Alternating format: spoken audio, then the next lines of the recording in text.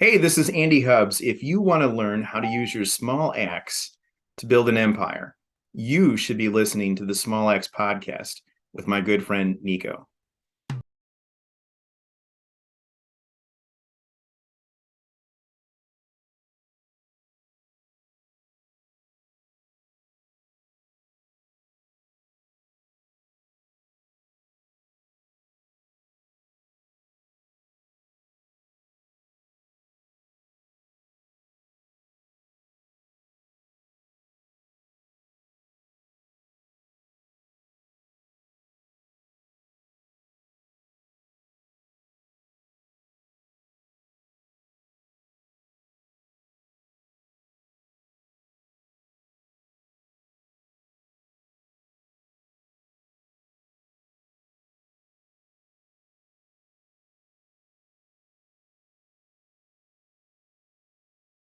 Hey, small axe community. It is your boy Nico here, and I am back hanging out with a good friend of mine. His name is Andy Hubbs. Now, I met Andy in the Make It Happen Mastermind, the MIH crew. And if you have not heard of them, check them out too, mihmastermind.com.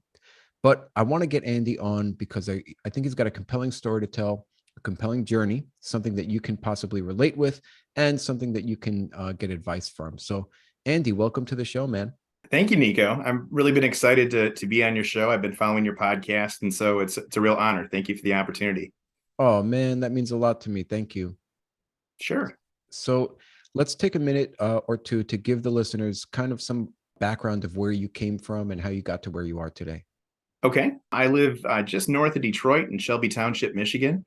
My wife and I are law partners in a law firm that we started back in 2004.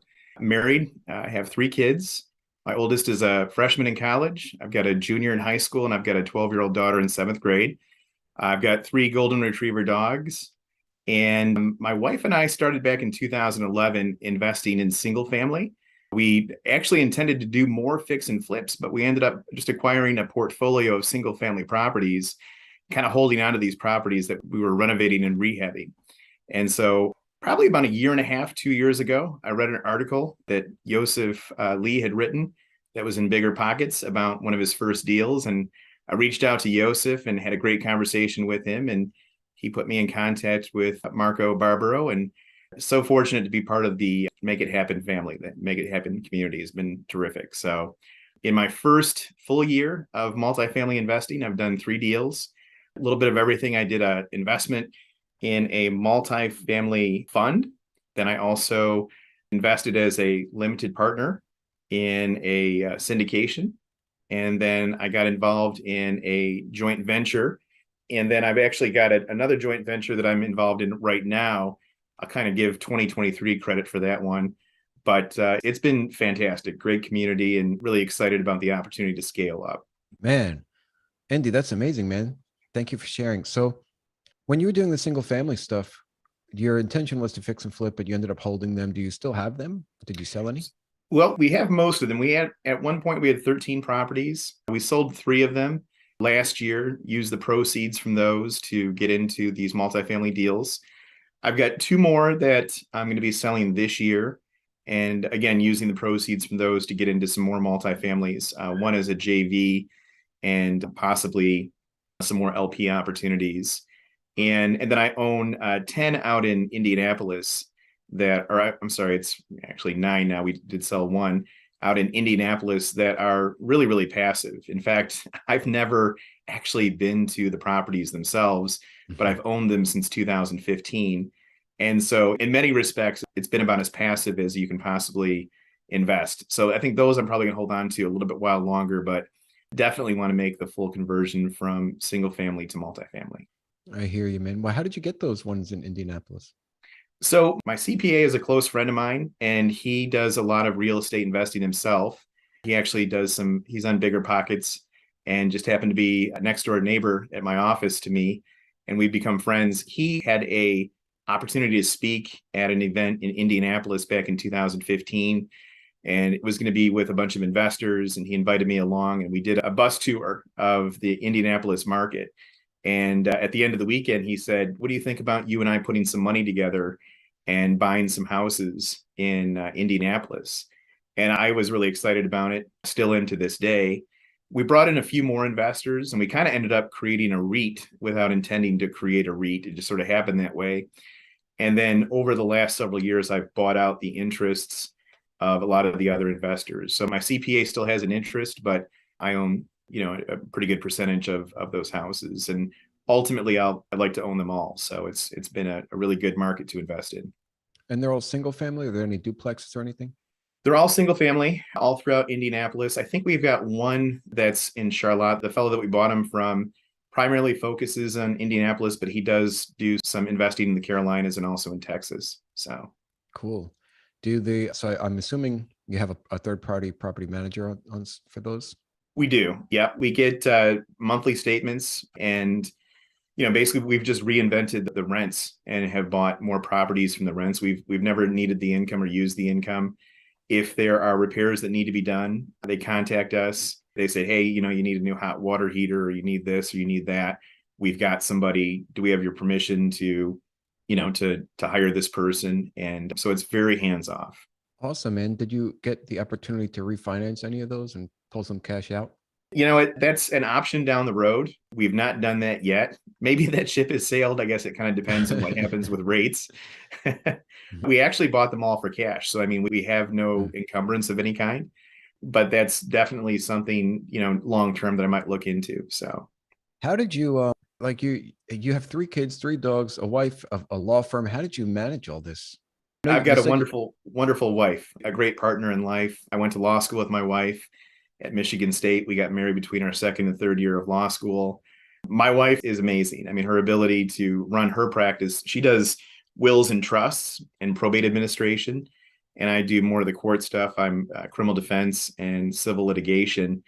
And we've always been a team. We've always found a way to be there for our kids' activities, to, get them to their practices, get them to different events they had, to make sure that we're very active in that regard.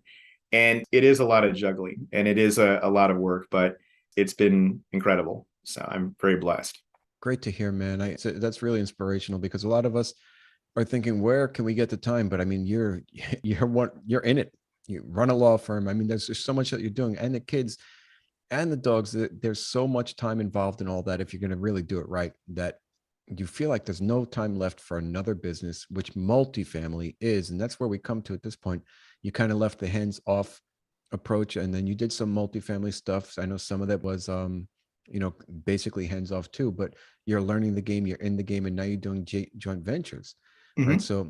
So there's a lot of work involved in that. Do you dedicate time? Do you time block, or how does that, or does it just organically happen that you find time, or what do you give up?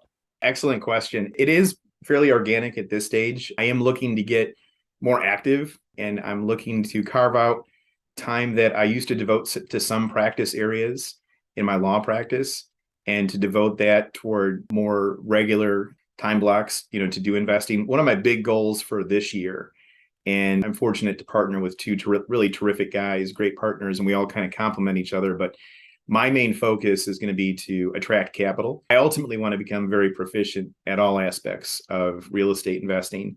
And I'm excited about everything from nuts to bolts. But one of the things that I'm really kind of focusing on is getting some education, finding ways to become more savvy on social media. My partners and I are hosting some dinners. Our first one is the end of this month, and we're going to try to do at least once a month with friends of ours who, are similarly situated, who are looking to passively invest in multifamily real estate.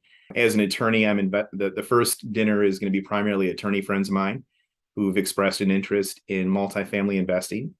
And then about a week later, we're doing one with folks primarily in the medical field. My partner, Eric Tomei, is a physical therapist, and so he has a lot of contacts in the medical field. I have some friends who are in the medical field, and we want to just slowly kind of develop a community of friends and people we know who would seek to take advantage of and to benefit from passive investing, much in the same way that I've done. But absolutely, to your point, it's going to take a little bit more time management, and that's really kind of my big goal, or as my older son says, requirement. If you call it a goal, kind of seems like it's optional. But if you say it's a requirement, then that's a little bit more ownership behind it. And so that kind of stays with me. So my requirement for 2023 is to devote more regular time to real estate investing, because I really do want to become more active, notwithstanding my law practice. Wow. Do you ever have any thoughts about leaving the law practice? You know, great question. No, I love practicing law. My mom's an attorney, my uncle's an attorney, my wife's an attorney. I wanted to be a lawyer since I used to go to law school classes with my mom when I was a kid, when she couldn't get a babysitter. And I absolutely positively love practicing law. It's rewarding, it's incredibly stressful. The gray hairs that I do have are primarily from what I do, but it's more than just what I do. It's kind of who I am. And if anything, I want to find a way maybe to become more selective about the kinds of cases that I take, maybe do some more pro bono work. Doing criminal defense work, I've really become very passionate about trying to help people get a second chance. Some of the brightest, most talented people, Nico, that I've ever met have been people that I've represented. And I think to myself, if only these folks had a mentor, somebody to kind of help out and give them a positive direction, that these same individuals that I'm representing could be doctors, lawyers, entrepreneurs. They could really change the world. And so, if anything, I want to find a way to take maybe a little bit more of an active role in practicing law. Not, it's not even 9 to 5. It's more like a 12-hour commitment, 16-hour commitment every day, and maybe ease up a little bit on the time constraints with that, but to do more to kind of help the community. One of the things, and this happens on more than one occasion, I'll be meeting with a client and they'll say, "You are the first positive male role model I've ever had in my life." And some of these folks are old enough to be my parent. And I think to myself, that's proof positive that being a mentor, being a positive role model is really, I think, the key for so many people. Not everybody, but for a lot of people. And so I leave it to a lawyer to give a long answer to your short question, but I plan on practicing for as long as I'm physically able. Maybe not in the most traditional sense of the word at all times, but it's what I love to do. So I know a lot of my investor friends want to totally become full-time investors, and that's wonderful, and I admire that. But for me, I really have a passion for practicing law. That's amazing, man. Giving back is extremely important and fulfilling for us as people in our personal lives and careers and journeys. And that's always something that's on my mind as well, coming from 19 years teaching students. And my original goal, or my original thought of becoming a teacher, was to help people. I said, why am I getting into this? Because I want to help people, because I've seen people struggle, my own family. So my parents got divorced when I was about 12, and then my mom remarried and had 5 other children. She turned to drugs, and subsequently those kids were in and out of foster care. And I was, 15, 16, 17, up to into my 20s, really taking on a bigger responsibility and role than, because that father had left, than what I should have. A lot of pressure on me, a lot of stress on me. And I noticed that all I wanted was somebody to help these kids, somebody to give them some sort of hope, some sort of guidance. And that was my reason for becoming a teacher, thinking that I can inner city school in New York City, and thinking that I can be a positive role model and have a positive impact. Now, translate that to today. What goes on in my brain is, how can I, and I see it, I see exactly what you're talking about. Those people that have made poor decisions but are extremely capable and have a really good entrepreneurial spirit and mind, and can certainly be successful in business and in society, are left behind because they just don't have that guidance and encouragement and role models. So my thoughts have led me recently, actually it's been years, I just haven't done anything with it yet, and I'm getting closer. My thoughts have led me to think of some sort of program for these kids, where it is sponsored by people in our communities, right? Who they sponsor a little bit of money, where we have then a coaching program for those kids to become the entrepreneurs that they can be, and the investors that they can be, and manage their own deals. And I want to start small and then eventually build it up to something big. Absolutely. I mean, you hit it right in the nose. I think you and I are pretty similarly aligned. And I think to myself, particularly with the criminal work that I do, a lot of these guys, whether they're unfortunately selling drugs or involved in, certain illegal activity, I think to myself, they have the skills to do productive things. They have the skills and the creativity and the organization and the managerial skills. I don't mean to chuckle about it, but it's really something that I don't think we really think about. And instead of doing something that's illegal and that could be harmful to people, something that's positive And I know a lot of cities, and I suspect New York is similar to Metro Detroit and Detroit proper, in that they want to encourage businesses in Michigan. They have grants that are available. A lot of the local universities have programs where they offer classes for, budding entrepreneurs, and they have sort of incubators, and they offer, opportunities. And I think to myself along the same lines, take these men and women, kids in some cases, and just show them a different way and give them the encouragement and the resources. And I think the world would be a much better place. So, Yeah. Man, that's awesome. I'm inspired now. Thank you, Andy. Hey, no, you thank mentioned you. circling back a little bit, you mentioned Eric Tomei. Did you meet him in MIH or were you guys friends prior? I've known Eric for about 11 years. The very first single family real estate event I went to was at a restaurant that one of his partners opened. And he just had a lot of mutual friends, and we're both big baseball fans. I'm originally from Chicago, so I'm a huge Cubs fan. I'm not quite sure what Eric's connection to the Cubs is, but Eric's always been a big Cubs fan too. And so between baseball and real estate, it was just kind of a natural bond. And then I thought to myself, because at MIH, I love real estate investing and I love multifamily investing in particular. And so I thought that Eric would make a wonderful addition to MIH. And so, I've known him for about, like I said, 10, 11, 12 years. And then we also have a mutual friend that we brought into MIH, Zaid Kassab, who is an incredible inspiration. What may seem maybe impressive in the day to day that I do, I can't hold a candle to people like Zaid. That guy is just a powerhouse.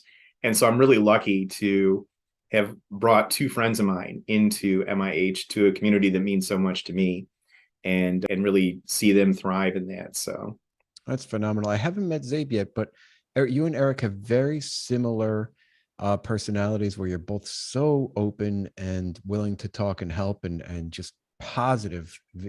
Like I just I can't really pinpoint it, but there's a certain vibe that you guys put out that is just encouraging, supportive, and positive, and I appreciate that.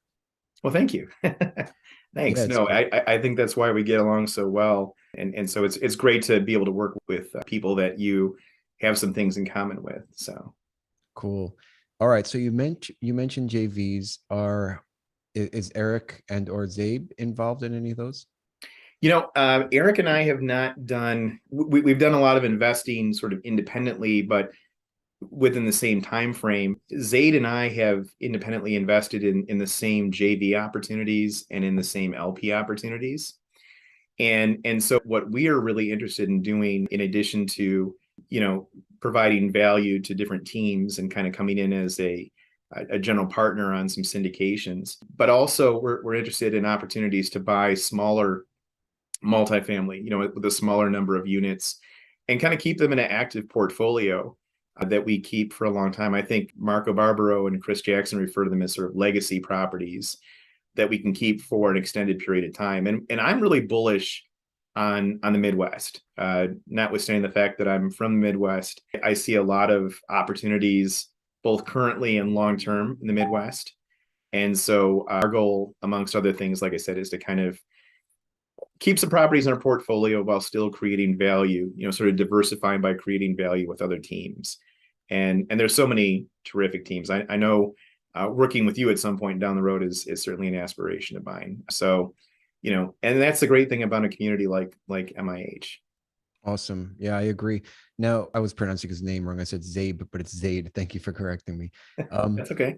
I got to connect with him, man. But so you mentioned also prior that you're focusing a little bit more on the capital raising side, which would leave you open to a variety of markets you could then raise for a deal anywhere, your deal of preference, right? Your deal of choice. But do you focus on any specific markets at this time when you're looking for your own deals? We really like Ohio. Being originally from Illinois, I love to do more in Illinois. I do some things with Frank Lamarck, just north of Chicago, and that's been really satisfying to me because my family has been in Chicago since the very beginning, since early 1800s, and so I've always felt a link, and I was born in Illinois. I like that market. Illinois is not the most investor friendly state by and large. Indianapolis, like I said, for my single family has been good, and so I'd like to see what that can bring us with multifamily. I think Ohio is phenomenal. I think there's a lot of opportunities, not only in Columbus and Cincinnati and Cleveland, but also in some of the suburbs. And I was talking to an investor just the other day, and this whole notion of primary markets versus tertiary markets, I think, is becoming more blurry because there's so much sprawl. Mm. So you could be 30 minutes south of Columbus and still be part of that Columbus market. I think what's happening is that the footprint that a city like Columbus or Indianapolis or Detroit has, it's spreading, and so it's almost become more difficult, I think, to find tertiary markets. But the nice thing is that the primary markets themselves have spread out, and I think that's, in my opinion, that's going to be more of a trend where you can be 20, 30 minutes outside of a downtown area and still be part of and still benefit from that primary market. But to answer your question, definitely the Midwest. Although the LP that I invested in was in Tulsa, Oklahoma, and what drew me to that were the people. And I remember Zaid and I were having a discussion, and we both decided to invest in that. And we both said, well, not only are the numbers phenomenal, but we're really a big fan of the people who are involved, and we believe in the people. We believe in the folks, and that's the really satisfying thing about multifamily is it's a team sport, and you get a chance to align yourself and be a part of a team with people that you admire and that inspire you. And so, we would definitely leave ourselves open to other opportunities as well. Awesome. I have so many questions, but I kind of want to ask you about in your LP positions, me and yourself as a general partner, right? What does I've never invested as an LP in somebody else's deal, I just didn't have the capital. So I'm curious to know what, as an LP, what you look for in the sponsorship team. You mentioned that, you followed the team on this one. You didn't know much necessarily about Oklahoma, but you did it. And yeah, and the team was important too. So what about them makes them stand out? Because my listeners are trying to be active investors or are active investors as well. So if we can give them some tips of how to be for their LPs, maybe they can be more successful. Sure. What I try to do is I try to talk to people who have previously been involved as LPs, maybe with the same folks who are dealing, or I'm sorry, sponsoring a deal, and just kind of get, for lack of a better term, references. What were your experiences? Was the communication there? Were they receptive? I know that it's got to be, having never been a GP before, it's got to be sometimes stressful and frustrating to have to respond to a lot of different folks and deal with different concerns and different issues. The key is communication, and if you have a lot of faith that the members, the GPs are going to be good communicators, and really the main thing for me is I want somebody who is going to be real and say, listen, for whatever reason, either it's the spike in interest rates or inflation in general or whatever the case may be, our numbers, we have to adjust our numbers. We went into this thinking that the equity multiple or the return would be this. We need to adjust that, or maybe for that first year, we're not going to be able to make distributions. But I think that's realistic, and I think that happens, and I think that people need to become realists and do a reality check, and be skeptical. With my profession, I'm a skeptic by trade, and so to really do your homework and to kind of run some numbers, and to the extent that you can gain some familiarity with those markets, are these realistic numbers that they're showing me, or is this kind of pie in the sky, or is this somebody who is trying to take my money and really doesn't care what happens? And so the nice thing is being part of a mastermind and being part of a community. With the exception of the fund that I invested in, everybody that I've been investing with have been people who have been in the same community. And I know Marco's done a wonderful job at vetting people and really getting people with high integrity into this group. And if you don't have the experience knowing to align yourself with partners who have the experience, who can sort of make up for your lack of experience, I think it's just about finding a team that everybody complements each other with their skill sets. Yeah, very well said, Andy. Thank you.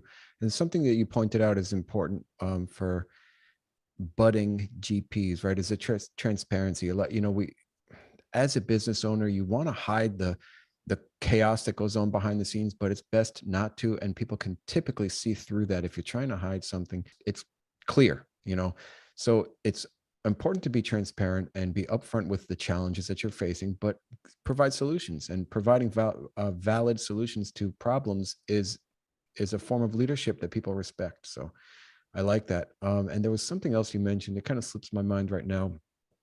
Oh, yes, the communications. And I've found that in communicating with people, some people like different formats. Is there any type of format that you prefer, that be that, video, text, or like email, or all of the above? To be honest with you, and maybe it's the nature of what I do. My favorite form of communication, secondarily to speaking on the phone, of course, is text, because I don't always get a chance to look at my emails religiously. I realize that it may not always be practical to text everything. If there's a text with a link on it, I personally like texting, and I think it's terrific. So for me, that's really what it is texting. Awesome.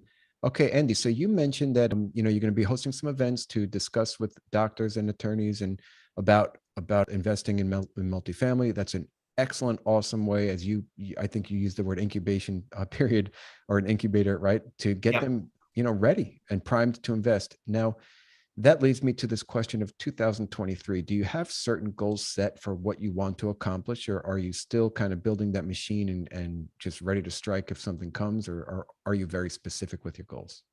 It's I like that question a lot. For me, I definitely want to take on a more active role. I definitely want to either be part of more JVs and or to hold a GP position, either individually or the company that Eric and Zaid and I have, which is Top Point Investments, is basically just to take a more active hands-on role. And I think in doing that, that's going to lead to just more deals. I've always been somewhat reticent about saying, well, I want to have another 400 doors or another 200 doors. For me, I don't know if that so much works, because I don't want to limit myself. And I also don't want to disappoint myself if we get 125 doors, as an example, or less than that, but they're good quality investments. I think it's more about just becoming a better craftsman, so to speak, at real estate investing, and building a reputation and becoming more proficient in my roles. And I think with that, a lot of the goals that I have, as far as investing goes, will kind of fall into place. Awesome, man. I love it. Now, I want to transition to our final question, but I want a different question that just popped up in my head. For somebody getting started, think about yourself when you were beginning your journey. Do you have any advice? It could be any kind of advice for somebody getting started on their multifamily journey. They're excited to get in. They really are passionate about it. Maybe what could you say to them? I really and truly would. And I'm sure that there are a lot of wonderful ones out there. I happen to get very lucky. And I think I kind of came to the table with a little bit of single family investing experience, which helped. But by the same token, even if you don't have that, join a mastermind, join a community. I find with real estate investing, in particular multifamily investing, people are so generous with their time and their knowledge. And so rather than try to reinvent the wheel, Tony Robbins talks about, if you want to be successful, you see people who are successful and you do the same things. Success leaves habits. And so I think you can see that success in becoming part of, I'm sorry, multifamily mastermind. Oh, Andy, awesome, man. Great advice. Okay, let's do it. We're going to transition to our final question, and be careful. This is a doozy, man. So let's imagine it was 100 years from now. You have great great grandchildren, and by this point, you have 48 dogs as well running around. Now, this community that you left behind wants to write a book about you. What would you want them to title this book? I love that question. That's such an excellent question. I would say exception to the rule. And the reason I say that is I think that so many people have preconceived notions. I've certainly learned not to, or to do that less frequently, to have preconceived notions, to be more open-minded. For myself, sometimes people look at me and they say, I can't believe you're a criminal defense attorney. You look like you do tax, like you're a tax attorney, or you look like an accountant. Or you're too much of a nice guy to be an attorney. And so when I say exception to the rule, I mean more in air quotes rather than literally, in that you really got to keep an open mind, and that not everything, you can't really make generalizations about people. Like I said, an exception to the rule would be finding these young folks that I represent and seeing the potential they have. They're an exception to maybe preconceived notions we have about the criminal justice system. And so I like to think of them as exceptions to the rule. And there really are so many exceptions to the rule. That's why we air quote it. It's more colloquial. And I think that's kind of how I try to live my life, is to keep an open mind, to not be somebody that you can guess what he's going to do, to kind of think outside the box, and to sometimes find creative ways to do things. I don't really consider myself to be a renegade or a crusader necessarily, but I'm kind of a work in progress. And I don't know, the title just, I think, seems kind of catchy to me.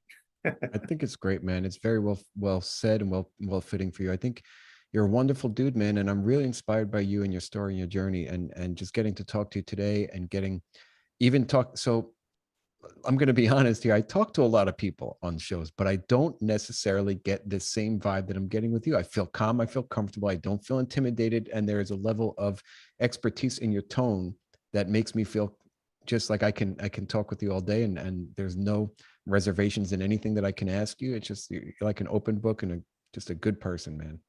Well, I feel the same way, Nico. I am so honored to be a part of the show today, and you've done exceptional things. And you're one of the many people I think about when I think about the folks in the mastermind who have helped me out, who have been an inspiration. So thank you. This has been a great honor. Oh, man. Okay, Andy, you're the best. We're going to keep chatting. Now, how can people reach out to you if they want to chat with you? Well, I actually have a very open book policy, surprise, surprise, when it comes to my cell phone number. Call me 248-891-1692, or my email address is Andy@HubbsLaw, HUBBSLAW.com. And I can be reached at either one of those forms. Wonderful. Thank you, Andy. Let's crush 2023, my friend. Let's make it happen. Hey, Small Axe community. I would like to say thank you for listening to another episode of this podcast, where we show you how to use your small axe to build a lasting empire. Now, if you like what you heard, it would mean the world to me if you could leave me a 5-star rating and write a written review. Hey, let's take it one step further and share this podcast with someone that you feel could benefit from it. And until the next episode, keep sharpening those axes.